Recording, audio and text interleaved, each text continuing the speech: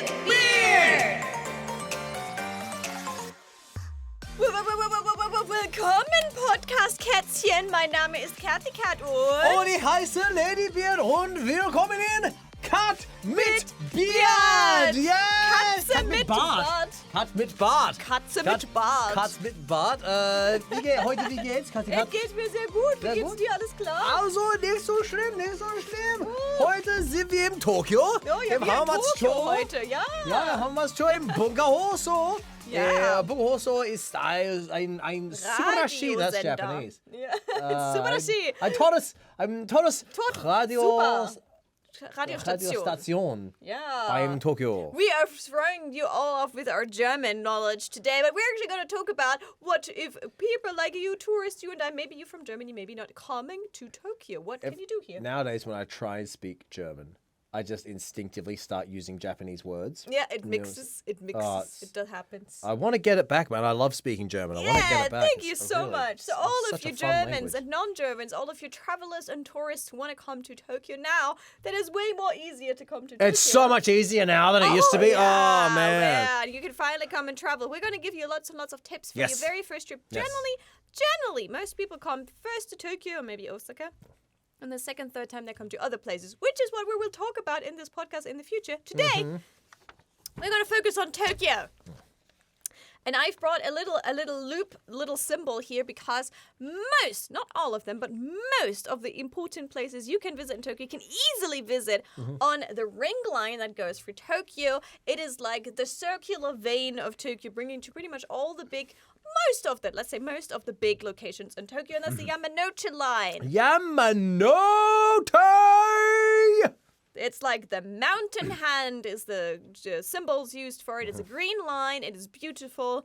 It is taking you pretty much everywhere, and you will probably sooner or later encounter the Yamanote. Yeah, you're most likely to catch the Yamanote line. I mean, exactly. You ride it constantly. That is gonna be your bestie. You sooner or later you're gonna encounter the Yamanote line. Your yes, best obviously. mate. And you know what? It just keeps going around all day. It just goes round and around and round in both directions. You can get the train. You can get either that platform or that platform, and eventually you'll end up at your station you're going to. Yeah, and stay on it. We actually, all of us who are here in the studio, we use the Yamanote line today. Yep. We're in Hamamatsucho, which is one of the stops on the Yamanote line. So. No, don't stalk us. That too. So how can you feel Japan in such a concrete jungle of Tokyo? We're gonna go into the little stops where you can go, by the way, but let's just first go. Where do you feel Japan? Well, feel Japan. Feel Japan. I mean, Japan is far more than just one thing. Japan ranges from the Tokyo metropolis to, of course, the glistening seaside of Kagoshima. Yeah, but in Tokyo, when do you feel Japan? The Japan? snowfields of Hokkaido. No, in Tokyo. In Tokyo. No, in Tokyo. When do you feel Japan in Tokyo? I think when you feel Japan is when you go to the Imperial Palace, I reckon. Oh. I think that's the most Japanish thing you could possibly do.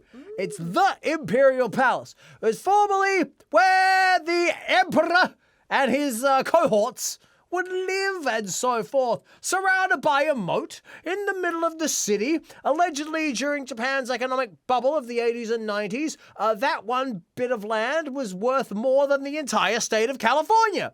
The Imperial Palace is the most Japanese thing you could possibly experience in your life. And it's right next to glistening skyscrapers. So you get Tokyo Metropolis, you get history, you get the empire, you get the whole thing squished up into one little square kilometer radius. What do you reckon?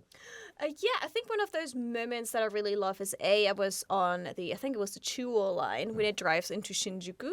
And on that line, it goes up quite high. So you kind of drive through the skyscrapers and you see the skyscrapers in the distance of Shinjuku coming slightly closer. And it just gives you that like, wow feeling. But then you look down and there's like a tiny little shrine right next to this very modern building. And there's like a tiny little temple right next to another skyscraper. Like that combination of old and new is so unique to Tokyo. That actually, you're very accurate in that statement. That is something very unique and beautiful about Tokyo. The traditions are staunchly adhered to and maintained. And at the same time, the 21st century just keeps punching you in the face. I mean, one of the questions is like, how has Tokyo changed in the last couple of years you've been here? I'll tell you how digital technology. That is how Tokyo has changed. You have a smartphone now, so you don't...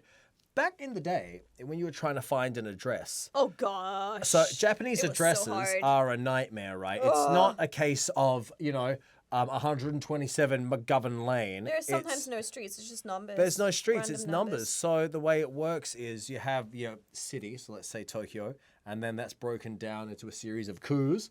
So like say Shibuya ku, so it's one district. Then that's broken down into chomes, which all have numbers. And then within the chomes, it's broken down into blocks and then houses on the blocks. And these things all have numbers. So a Japanese address might be like Shibuya 1-14-20. It's numbers. And that's really Shibuya-ku, and it's the first chome, and then the 14th block, and then the 20th building on the block. So back before you had smartphones, nowadays you just put it into your phone and it tells you where to go. Back in the day, you had to find a public map or carry a map with you. I heard that actually one of the advice books that I read back in the day when first time I came as a student to Japan was generally if you go somewhere you meet people at the station and then they take you to the location. Because it was so hard. Even taxi drivers would often not know where a certain address is. So at that point in time, like it was really hard to find locations because streets generally don't have names apart from big streets. But now yes, your smartphone will help you. That's why you definitely should get yourself a mobile Wi-Fi. And if you are not 100% sure if your Wi-Fi is any good, my recommendation is you can download Google Maps actually. So pick the maps that you'll need and maybe download them on your phone so you don't get lost as well.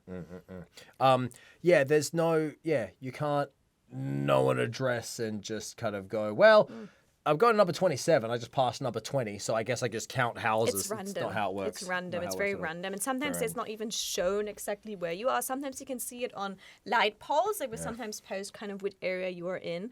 But then within the area, it might be very specific. Or house numbers might not be numbers. It might just be apartments have, instead of a number, they might have a name. Yeah. Then you have to have the right name. One might be dog house. The other one might be cat house. The other one might be mouse house. And then that might be in a vicinity, but very no logics and how they're arranged. Mouse house. My old mate used to live in the mouse house, the Mexican mouse house. That's where my mate Maruedo used to live. I made that name up. It's not a real name. Ocho.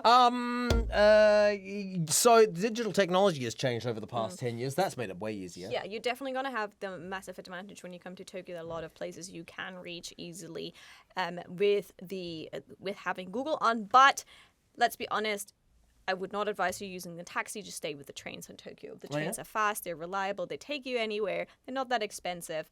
And pretty much like we said, the Yamanote line brings you to most of the important places. Most important places. And that comes like every 3 minutes. So whenever people are rushing into the Yamanote line, I'm like, come on, the next one comes in 3 minutes. Or 5. Unless there's an accident. Yeah, but generally, the Yamanote line comes literally like this. The taxis are very, very expensive as well. Oh, yeah, I don't recommend it. And in the evening, they charge more price as well. After midnight, it's tremendously expensive, isn't it? Yeah. So whatever you're used to in your country, I'd say just stick with the trains. Get yourself a Suica card. It is a small digital card. It's usually green. It has a little penguin on it. And that Suica card is like an electric card. You charge it up with a certain amount, and then you just tap it to the barriers and go in and out. I've seen a couple of foreigners recently who bought themselves those little paper tickets. It's a waste of your time and your money because those paper tickets are slightly more expensive than actually the digital ticket. Oh, is that right? Yeah, because it has to print the paper ticket every time. So actually, just get yourself a Suica card. I think you have a down payment of like 500 yen, so you can make the card, but you can put your name on the card. You can put your phone number into the card. And then you're good to go. Just charge it up. I think there's like a 500 yen down payment, and then you can start with 1,000 yen or 3,000 yen, and then you're good to go. Just tap it to the barriers, go in and out. Yeah. Oh, the paper ones are fun though. You get to put them in the little. Yeah, pachaka. It does that nice sound. But fun. It saves you a lot of time if not getting those tickets and just sticking with one. There's also some train lines have like a day ticket as well. So a lot of train lines have their own little day tickets, which are a good value if you're traveling a lot on them. What, for example, JR, Japan Railways does, they have like this ticket, especially when there's a stamp rally.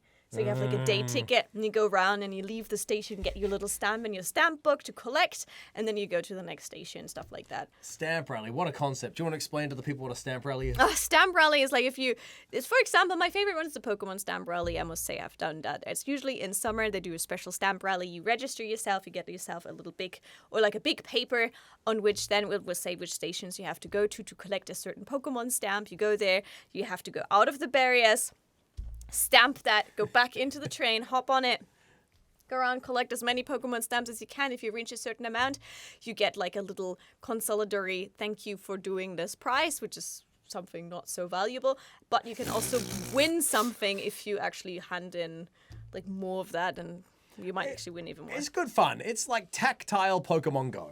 Yeah, and it also gets you to see a bit more of Tokyo. Have you done the Tokyo Metro one, the Underground Mysteries? Have you done that one? Oh, no, not yet. Oh, it's really cool. Oh, It's really cool. Tokyo Metro, which is another one of the providers that provides train tracks and trains in Japan. Yeah, there's the subway in Tokyo. They have this thing they do every year, which is cool. I can't remember the exact name. It's like Tokyo Metro Underground Adventures or something like that. But what you do is you have this... It's this very complex and well thought out series of challenges. You have to go to all these stations and do these plus problem solving. Oh, it's mystery very solving? hard. It's very hard. It's very hard, but it's a wonderful way. It's a wonderful way to see Tokyo because they set it up for tourists. So you have these fun challenges, but at the same time, you are going to all these landmarks around Tokyo and you are seeing all these historical sites and whatnot. It's really lovely. If it's set up for tourists, is it in English then? There's an English version, a Japanese version. Oh, I think a that's Chinese nice. version too. I might do that this Have a go. year. It's That really sounds fun. good. It's really fun. What month is it usually on? Time. Okay, cool. Yeah. I'll check that out. Yeah, have a go. Nice. Yeah. All right, so travel trips. Yes.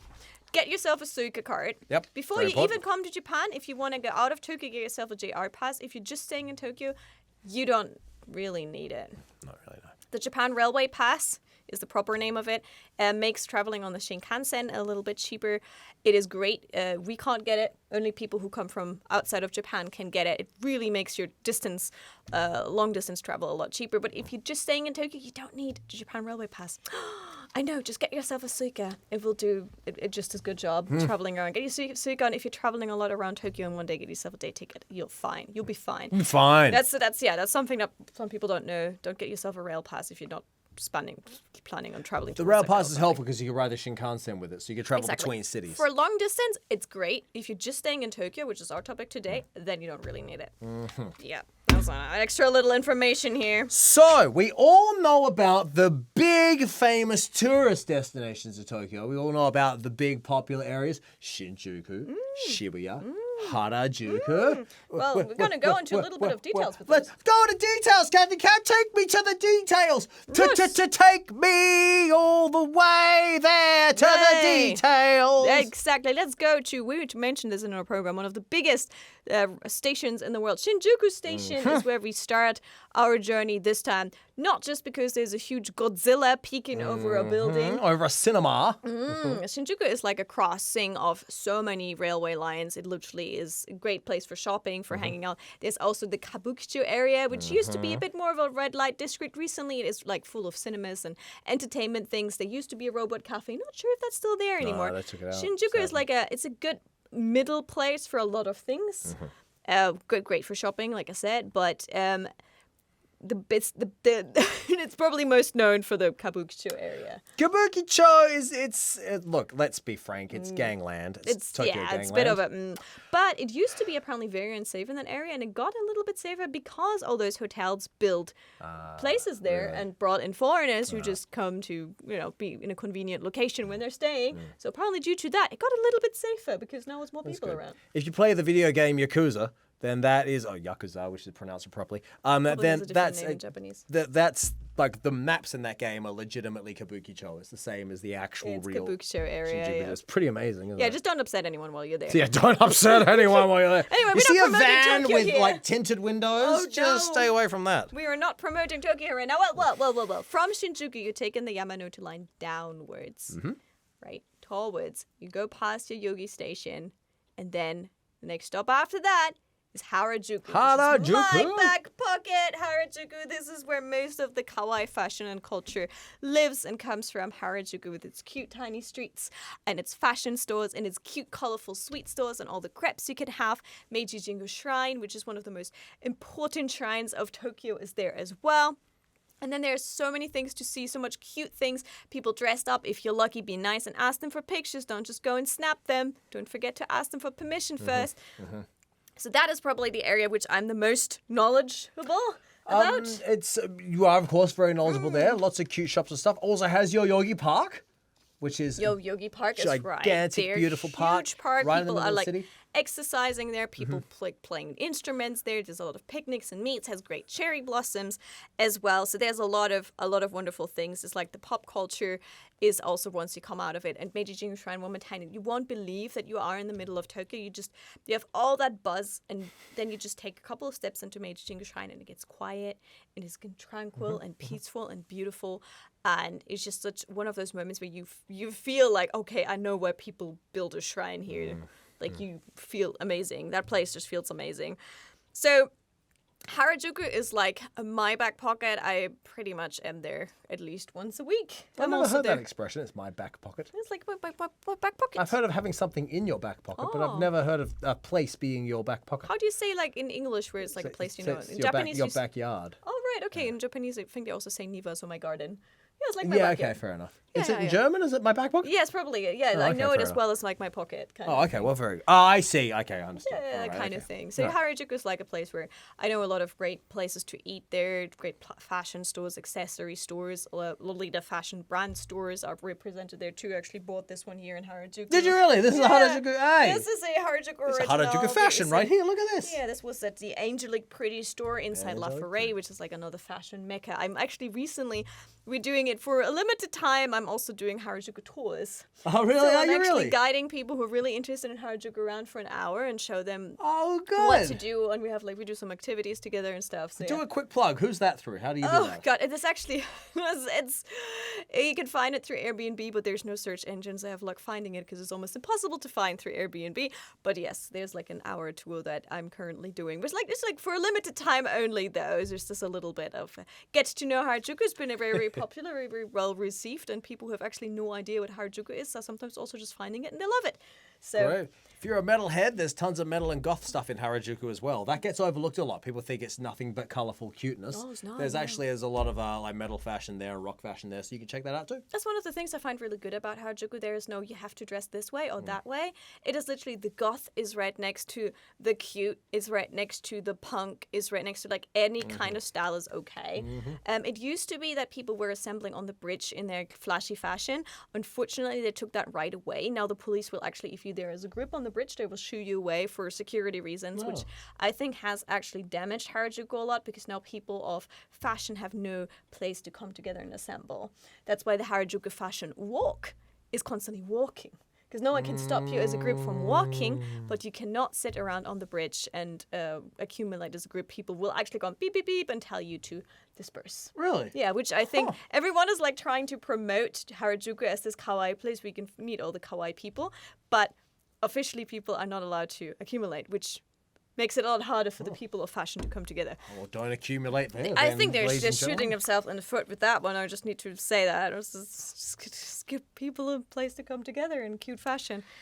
So that is... Let's continue our journey. Yes, we're going back down. We're just hopping one more station from Harajuku. One more station. We're going to Shibuya. Shibuya! Oh, you want to talk about Shibuya? Shibuya! That's where the youth assemble. The trendsetters of Tokyo. The young people. They're out for a good time. They're out for a bit of nightlife. They came to get the latest Tupac CD. That man's deceased, but he just won't stop releasing albums. They came to get their latest release. After that, maybe they'll hit a bit of a trendy izakaya, Latest release of a trendy Babybeard. restaurant. Perhaps afterwards, hit the nightclubs, smash the dance floor, a bit of a boogie. They might even say goodbye to the last train. Stay out all night, do the old all through to 5 a.m., watch the sun come up, Shibuya style. That's what I'm talking about. about Cathy Cat, you might see Hachiko. Hachiko's a statue of a dog. He's a dog that represents perfect Japanese values and so forth. He is a dog who every day, he's a legendary dog, and he would, when his master went off to work, he would come to the station every day, or wait for his master to arrive home. But one day, his master passed away at work. But Hachiko kept just coming back to the station every day, obediently awaiting his master, who never returned. That's the story correctly, isn't it? Yeah, yes. Did I Well, get the it wrong? master Did I passed get it wrong? away. Is The that a master Hachiko story? I passed got it right? away. Okay, I nailed it. Master Good. passed away, and the dog afterwards kept coming to the station again and again. He's a symbol of loyalty, and that's why he's been erected a statue right in front of Shibuya Station. Loyalty, right now. dedication, Loyalty, yeah. all Definitely. the values that Japan values. So a lot of young people will come together there and just meet up before they go. That's where you meet. You meet at Hachiko. You Yeah. meet your mates at Just Hachiko. really for when you go for dates or for a night out or for just for food there, that's usually where you go. What comment were you going to make before I went on my rant? You were going to say something. Oh, I have no idea. Okay, It's don't worry gone now. about it. But yeah, there's a lot of cool stuff in Shibuya. Recently, also in the big park road, there is the Nintendo store and another Pokemon center. Oh, yeah, you're right. For you wonderful geeks, Nintendo store. You might have to come a little bit earlier though and get yourself a ticket. Right now, it's a lot of people, so they do limited entry. You have to have a little time ticket to then go into the store. Shibuya has a Mandorake, the Mandrake store. Oh, Mandrake, yeah, for those of second you hand and cool who stuff. are interested in kind of Geeky anime, culture. geeky type stuff and Yes. manga stuff and whatnot. A You'll lot of love live houses as well. Lots of like Lots shows. of those. or- I've done many shows there. Yeah, you've done many shows there. Cool. And the Yoshimoto Comedy Theatre is there. Oh, So if you're into Japanese comedy, which is kind of a podcast unto itself, but I think we've already done one, haven't we? about Japanese you have a comedy? podcast, your own comedy. Yeah. If you're into Japanese comedy, the Yoshimoto Theatre is there, so you can go and watch a comedy show. And also the big, I mean, it's not something you can walk in, unfortunately, but there's also NHK, the broadcast building of NHK is Oh, yeah, also you're in right, it was Shibuya. there. It's quite a walk away from the station. Whenever I worked there, it's quite a walk. What's that? And there's a big park next to that, isn't it? Which park is that? I think that's also connecting again to Yoyogi Park, isn't it? Oh, To that's like Yogi a- Park goes all the way around. I think so. Oh, if I you're got that right, because it's massive. Yeah, It's okay. a really, really big park. Right, so we are in Shibuya. Now, there's a couple of other stops here we're going to ignore. We're going all the way to Hamamatsu, Hamamatsu! which is where we are, with Bunka Right now. Hoso, where we are right now. Again, you can't just randomly come in, I'm afraid. Maybe you There's can. actually Some really What good would happen if security someone down tried? there. They just tried to come into the Bunka I mean, Hoso if building. you've seen that security guy There's a at the security door. man downstairs. He's about 77 years old. I'm not sure how no, many that was how a many young groups dude of today. youth he's. Really? Today was a young dude today. He was yep. Was he? Yes. Maybe Oh, you yeah. and I. Maybe there was a shift change between. Maybe when there you was a came in shift and change. I saw the other side. I saw the young guy. Next up, now that will probably catch every geek's heart is Akihabara. Of course, Akihabara. Akihabara. You're still on the Yamanote line and you just hit Akihabara. The love and heart, the beating kawaii bloody heart of all the cute things that are geek culture. I mean, like, if there's an exit that's called Electric Town, you know what you're in for. Electric Town, ladies and gentlemen, is where everything your geek heart desires will be. It's an otaku's paradise. Oh, it is. You have, like, literally, 7 store buildings just for the anime goods? Yep. And anything, and PC goods, anime goods, literally everything your geek heart could desire. Maid cafes, more maids lining the streets. Yeah, and mates so lining much. the streets trying to give you flyers for their maid cafes and so forth. Arcades, video games Arcades, arcades. video that stretch arcades. up There's as tall as the eye can see. Arcades, performances as well. There's like an idol hall where idols will perform randomly during the day as well. You've there's performed the- there in the- Akihabara before? I have performed in the district of Akihabara, Oh, but yeah, you're you've been thinking at of the the AKB. shrine. You're thinking of the AKB theater. Yeah, that APG theater is there. Exactly, that's there. There's also another one with like smaller idol groups that just perform there I mean, as well. there's. And I think I know which one you're talking about. Yeah. Yes, I think I have. you those shows performed in there. Akihabara. I went to watch you. That was Akihabara. Oh, that the no. Panda was it? Shrine. The shrine, the anime. The Oh, idol you're shrine. right. Yeah, you've performed. Well done. You're So there right. is a shrine that got popularized by the famous anime Love Live, where the Love Live girls in Akihabara went to pray for their success. So even now at that shrine, that shrine has gone so famous. They have now completely remodeled. They now have, even though it is a shrine, in that shrine, they have now, probably thanks to Love Live and the popularity, they have now downstairs a stage where people can perform, where idols can perform. Yeah, they do. And then there's a shop on the floor above of it, which like really cool stuff. And there's another shop in there. That place, I was so impressed. Like that shrine, there's so much going on. And it's so nice and so beautiful. And there's seats and it has a really good atmosphere. And yeah, that's where I saw Babybeard live. Cathy Cat came and saw us live there just after we started the podcast. Yeah. God bless you. I bought my very first glow stick to be there and perform. And it was a COVID-19 live, so you weren't allowed to do very much. You had to shout. stand very quietly. We had to be very quietly, not too much movement. But it was really cool. So again, Akihabara has literally everything a geek heart desires. Yep. Idols, anime, maids, tons of merchandise, mates, computer goods, arcades. The toys, if you're into like so the anime toys, so much of that. There's a robot center there as well. So it's called Robot, so you can actually buy yourself a robot in case you wanted one. Gundam shop is there. Oh, there's nothing that's not there. What's the one? The Square Enix has one of their cafes or something. Square Enix cafe is there. Yes, there's also a lot of theme cafes. I think there's a Dragon Quest cafe. The big Pasila on the left-hand side, once you get out of the station, has like random different types of themed cafes. There's so many themed cafes. You can buy yourself all the trading cards, all your Pokemon cards, all your Yu-Gi-Oh cards. And there's so much stuff happening there. Akihabara is the place to go to, and also they have often an indie game if you are doing indie games. They have Tokyo Sandbox there, for example, so indie game developers will come together and display their stuff there. Anything geek-related to make your heart beat faster will be in Akihabara. Just when you're a girl and you're on Akihabara, you might be going to certain floors where you might feel a little bit uncomfortable. A little bit odd. Yeah.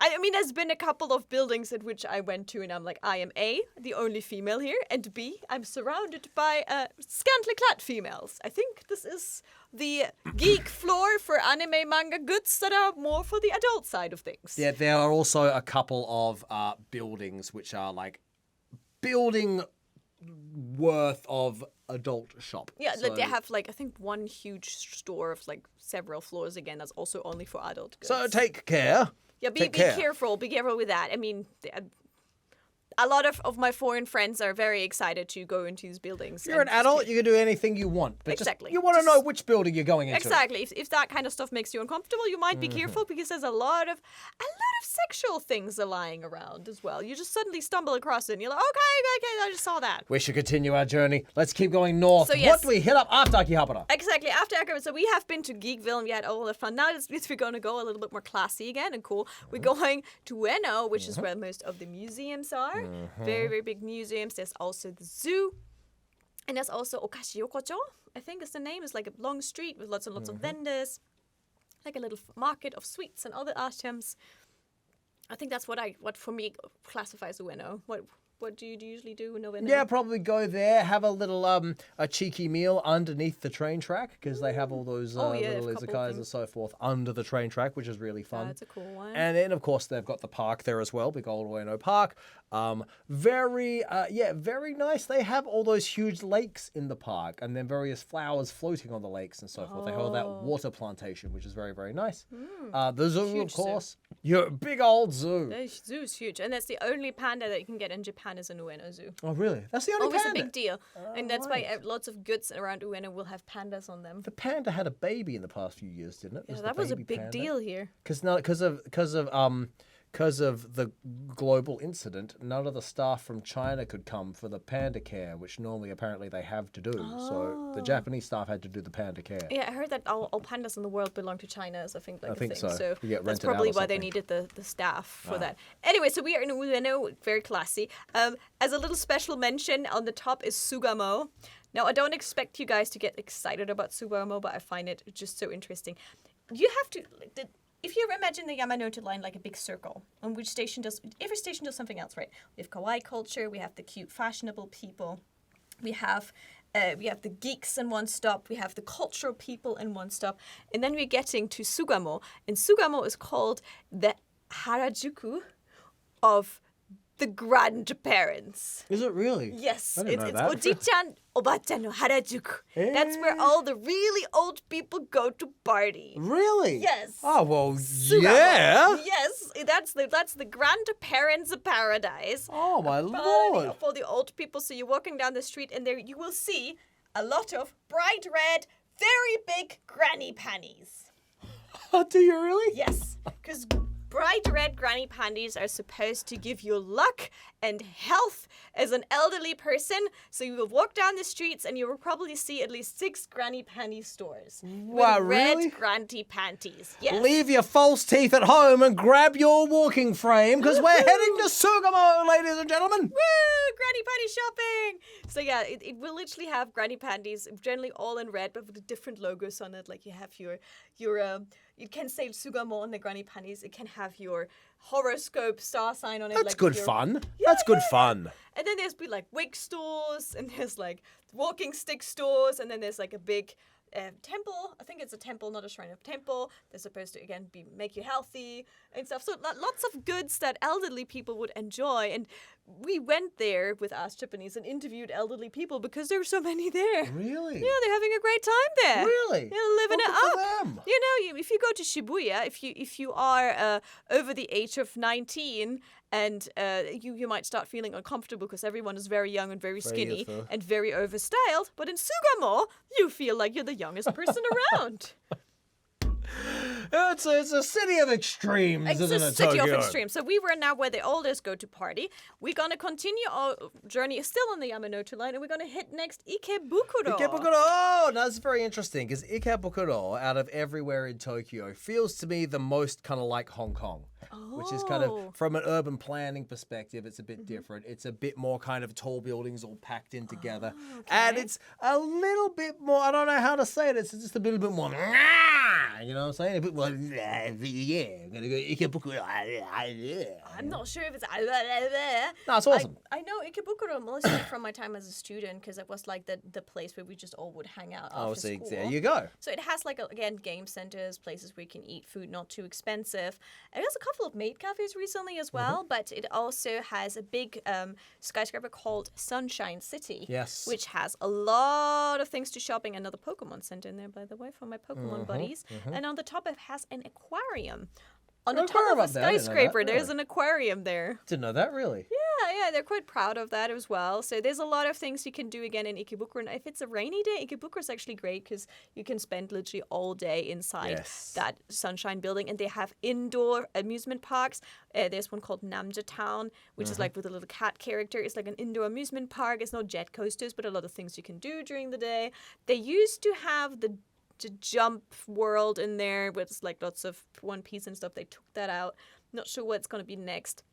But there's just so many things you can do in Ikebukuro. And, sorry, I'm stopping you here. Ikebukuro is also the Akihabara for girl geeks. Oh, really? Yes. Oh, you're right. Otome Kaido, the young lady street, is in Ikebukuro, which means there's a lot of anime and geek stores more tailored to female anime manga fans. So there will be cosplay gear or wigs or books with handsome young man making out with each other, or there's a lot of things more tailored towards the girls because they might feel a little bit intimidated or uncomfortable in Akihabara, which is very, very male dominated. Yeah, it is.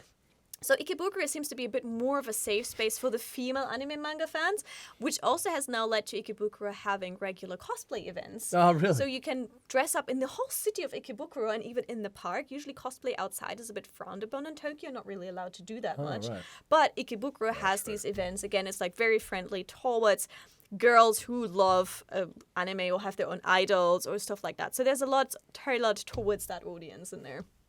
Definitely worth checking out. You need to walk a little bit. It's kind of like most of it is behind Sunshine, but if you find it, you find that there's like cute accessory stores and stuff as well. So it feels a little bit safer than Akihabara to find the goods that you're looking for. And that brings us back. Oh, by the way, Ikebukuro, most confusing train station in the country. I don't my think goodness. it's that confusing. Oh, I it's find awful. Shibuya is worse. My first time in Tokyo, when I came in for the tour, off the plane from Narita Oh, the into first time, yeah, Ikebukuro, that would be just awful. like, what the Got my suitcases there, just endlessly confused. It's an underground maze, Ikebukuro, and everything looks the same. Every line you're on looks the same. It's all set out in squares, not many landmarks. You're like, oh, even still now I go to Ikebukuro, I'm like, oh. Okay.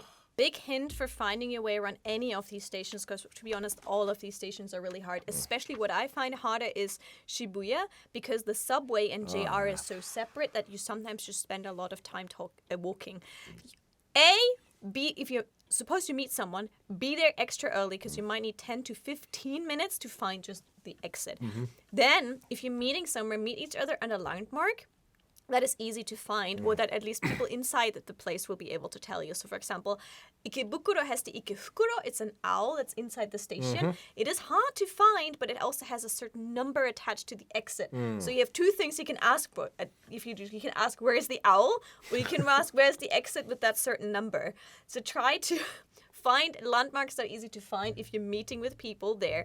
And do not think, oh, if I go out in Shinjuku Station, the south exit, that's probably near north or something. Yeah, southeast, same, wrong. Once you leave the barriers and you're outside at the wrong one, it might take you 15, 20 minutes to get to the right one. So while we're actually on the platform, look at the signs on the platform of the station, guiding you which direction the exits are. You'll save yourself so much time by actually, the moment you touch down on the platform, finding out which exit you need to go to. Where's the owl? Sounds to me like a question like Hagrid from Harry Potter would be Where's the asking. owl? Where's the owl, Harry? Where is the owl? Exactly. So those are the ones, the big ones. Because after Ikebukuro, a couple more stations, and then we're back in Shinjuku. So we've gone now a full circle on the Yamanote line. We did the whole thing. Now, is there anywhere that's not on Yamanote that we've missed out on you want to tell the people There's a lot of things on Yamanote. There is Ryogoku, which you will know because you've wrestled Ryogoku, yes, I've wrestled there. That's where they have the sumo stuff. That's the sumo stadium. Ryogoku. If you want to go see the sumo, that's where it is. You can eat some jango, which is the traditional sumo food. The chanko nabe, right? Chanko nabe. It's like that. It's like a soup. It's like a hot pot with just everything thrown in it. Yeah, it's a hot pot with everything. But I'm just like, it looks to me like a healthy soup. How to get people so fat from that healthy soup? Because they put, from my understanding, is they put a lot of fatty meat in there as well. So they put a lot of meat still on the bone, and they let the bone boil and whatnot, right? So all the fat comes. It's fatty meat they stick in there. So that soup has a lot of fat and oil in it. But also on top of that, they're smashing rice with their jango. Oh, fair enough. My understanding is one bowl of jango. Like, because they have these big bowls that the sumos all share. My understanding is like one bowl is about 10,000 calories. It's a lot. It's a lot in there. A lot of calories. And then you also probably have big portions, and then afterwards try and sleep. And then you sleep straight away after they eat it. That's right. That will do it. Apparently they're trying to gain weight. Also, Tokyo Skytree is not too far away. That's from right, Tokyo Skytree, beautiful. Quite known. That has now, under Skytree, there is like so many shopping things. Again, Japanese people love shopping. There's also Kirby Cafe, which is almost always booked out. Please book in advance if you're trying to get to the Kirby Cafe. I've been trying to book this cafe for half a year now. Have you really? It is really hard right now to get into that Kirby Cafe. Nah. Don't just roll in. Same thing with the Pokemon Cafe. In case you want to go to the Pokemon Cafe, book yourself early in advance. It is quite a chore. Very close as well. To Skytree, we have Asakusa, which is Asakusa, that's everyone a good one goes. Tourist trap. That is like, tourist trap, but also it is like the very traditional Japanese part of it. It has like this one long street that goes towards the temple, which is you see that actually that pattern quite a lot all around Japan. Is if there's a really big temple or shrine, there will be a long street of vendors all the way towards that shrine with a lot of things that are supposed to bring you luck. Knickknacks, exactly. They also have like some traditional foods there that people used to eat when they were actually on the pilgrimage as well. And it has like that feel of Asakusa with the big lanterns and very traditional things also in summer. You can ride a rickshaw. You can ride a rickshaw. There's a lot of young gentlemen with some very, very trained legs there with who were willing to carry you on a rickshaw to a location. So you can only 2 people at a time can ride that rickshaw with some trained men. You can also put on some yukata and kimono. Maybe I shouldn't have brought up the rickshaw. There's a lot of wonderful dress-up stores there as well, though. So you can actually make yourself look, if you so wanted to, like a maiden of Japan. You can make yourself look like a geisha of Japan if you wanted to. There's all kinds of different styles. There was one I've seen. It was like a gambling lady. Oh, so, really? Like with one sleeve out of the kimono, like free arm for gambling, and like that kind of. So any Free kind arm for gambling. I love it. It's so funny. There's I got blisters on my gambling hand. There's a couple of really cool dress-up stores there. I got there once dressed up as a geisha, and it looked pretty awesome. So there's Asakusa, that area. Any bits of Tokyo you want to tell the people about we missed out on? We must be running out of time on this bad boy, right? Probably. Yeah, we have to well over time. Well over time. I thought that there's many more. I wonderful think things, you should but- go to Shimokitazawa. That's a good good place too. Mm. It's an alternative to Shibuya, a young trendy person. Yeah, it's kind of a bit. Shimokitazawa drinks beer, whereas Shibuya drinks cocktails. Shimokitazawa is also a lot of theater locations, a lot of young and upcoming theater plays are there. Yep. Some really like posh. It's kind of a nice kind of. Is it really? I just said it's not posh. I think it's. I don't feel it's posh at all. Shimokitazawa. But it has I feel like it's like the like kind that. of like indie posh. You know what I mean? Oh, Like well, we're fair so enough. indie kind yeah, of okay. posh. It's a bit more upmarket than. I feel Ikebukuro and Shimokitazawa. If you're like, that's the place to go. Be like, nah. Okay. Yeah, If I you're reckon. saying Shimokitazawa, I'm gonna add Nakano and Koenji because Okay. they're very close to each other. Nakano has a huge indoor, again, mall for like geeky goods, which are secondhand. So you could get a lot of like secondhand anime goods and stuff in Nakano. That's a really good one. Bit of overrun recently. It used to be the secret hint. It's not that secret anymore. But also Koenji, which a lot of people don't realize. Koenji is a good location for thrift stores, crazy fashion. It's like a little bit of more grown-up version of Harajuku and not so overrun. It's kind of the punk district of Tokyo. Yeah, It's a lot super of punks grungy. are there. It's awesome. Yeah, it has so many cool secondhand stores awesome, there. actually. And literally, their stores will be tiny, and it would just be a store that's literally just selling secondhand Converse sneakers for whatever reason. Tiny little bars where like metalheads will pack into to watch like one of their mates DJ at 2 in the morning. It's there's awesome. like vintage stores with the most random name, like the used. What was it? The used. I think they call it now Slat, S-L-A-T, but it used to be spelled with the U. It's just the used and vintage. Yeah, that store. They have like the funniest names for the used and vintage stores there that kind of, it will make you stop. It will make you look. And you go in and maybe they have a great t-shirt for you there. There is a couple of things that just this is very Koenji again. This is very, very Koenji. So there is a lot of things. Imagine Tokyo being a bit like Disneyland, guys. In each little, Disneyland has like those little sections it breaks into, Wonderland and whatever, Fairy Tale Land. And that's how you can kind of imagine Tokyo. Yeah, like that's a good point. follow the Yamanote line, but also around it there's lots of little different kingdoms, if you may call them like that. They have like certain areas. For example, one area we didn't mention, the area for rich people, Ginza, where all the high-class shopping, all the brands are there. That's not usually where the average person goes, but again, it's so distinguished and so different again from Shinjuku, from Harajuku, that you can kind of imagine Tokyo being a little bit like Disneyland. I would agree with that. Roppongi, we didn't even talk about Roppongi. We haven't even mentioned Roppongi. It was the foreigner town. A lot of foreign businesses are there. A lot of foreign partying is there. But They used also to be a lot of locals with tons of money are also there, which is interesting. Oh, I didn't know that. Yeah, mate. Just have the image of like Azabu, foreigners it's right next to partying. Azabu. Asabu Juban.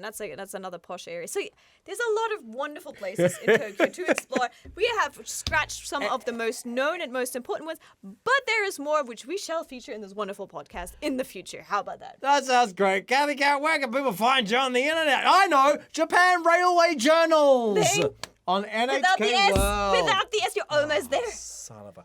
Japan Railway Journal. Yes, you got it. It's a TV Ladies show. and gentlemen, Cathy Cat finally. hosts on NHK World. 45 Have a episodes look. later. Cathy Cat streams on Twitch. She's on the internet and all the places at Cathy Cat _TV. Please go and have a look and listen. Where's Ladybeard on the internet? Ladybeard, the band Babybeard on the internet. They're also going to Chile for a wonderful convention very, very soon in April. Tell us the Go to extent detail. Santiago for Gamers City, April 14, 15, 16 at Movistar Arena.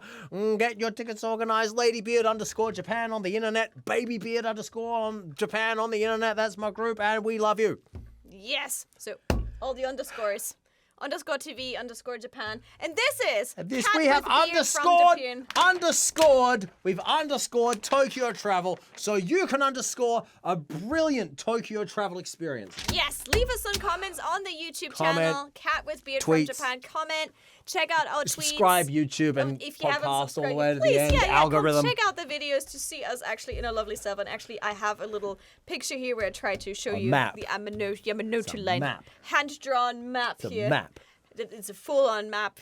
And It's a full-on map. full-on It's map. 100% a map. 100% a map, which was wonderful as well. So, guys, thank you so much for checking us out, and we see you in the next episode of Cat with with Beard. Beard. Bye. Bye.